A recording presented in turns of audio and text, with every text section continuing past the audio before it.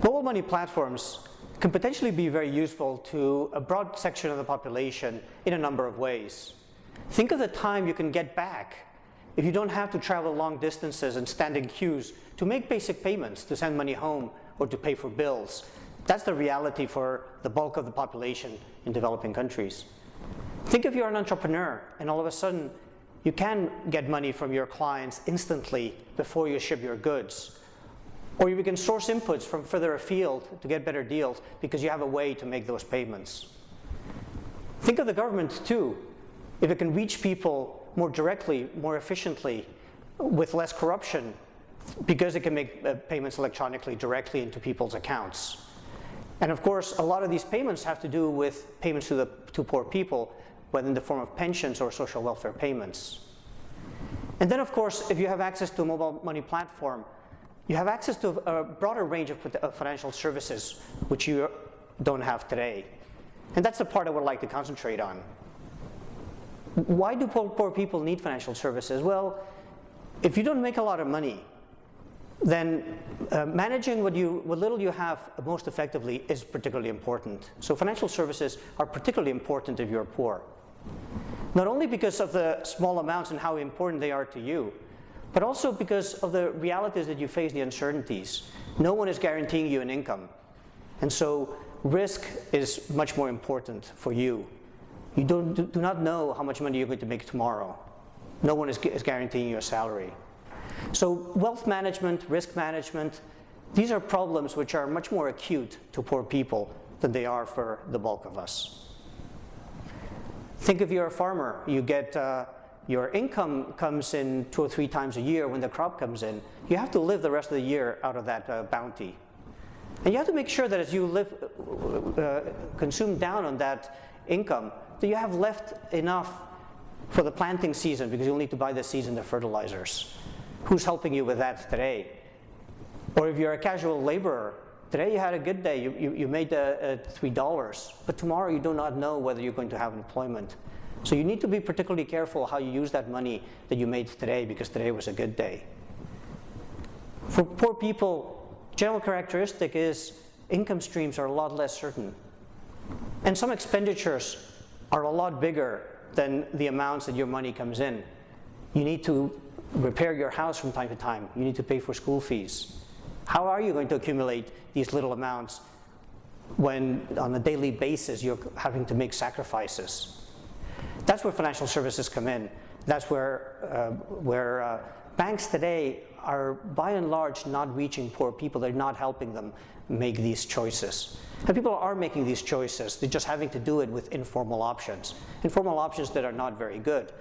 Savings options that people use today are livestock, gold, physical assets that entail large transaction costs and that are risky to hold because they can be stolen. There's also a lot of community-based solutions. When you associate with your neighbors and run a savings group, and you take turns in taking the pot of money that you accumulate through the contributions of each member. But that's very inflexible. You have to wait until your turn comes in. So what if you had access to your own set of financial services structured around a basic savings account that allows you to deposit money and withdraw money? That's the potential of mobile money.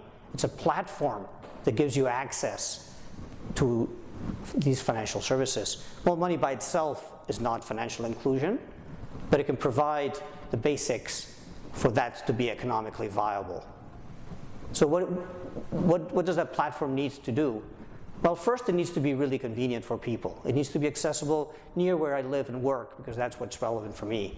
If I need to travel long distances, if I need to stand in queue a long time, or when I get to the front of the queue, if I don't feel like I'm being treated adequately, then I'm not going to avail myself of those services.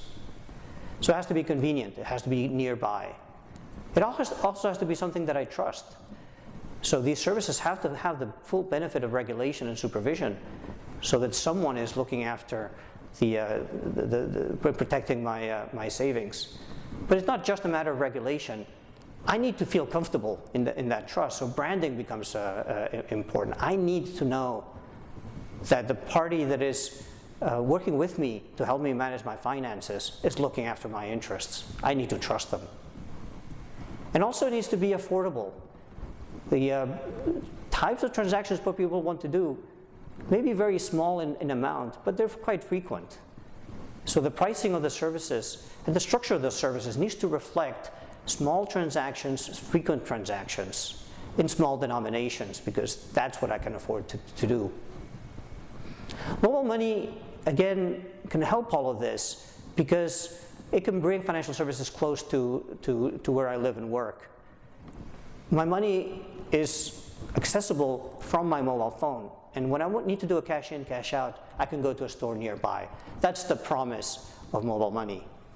And by reducing transactional costs substantially, it becomes affordable for financial institutions to deal with me in small amounts, which is what I want.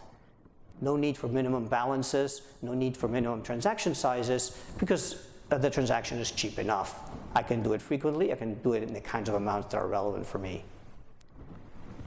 So we look at mobile money as potentially very transformative, and again, not just for financial services. It has a much broader range of impacts that we expect to see on entrepreneurship, on government effectiveness, on the ability of people to handle risk through their own informal networks of friends and family who are now accessible. You can send money to any friend or family in need instantly.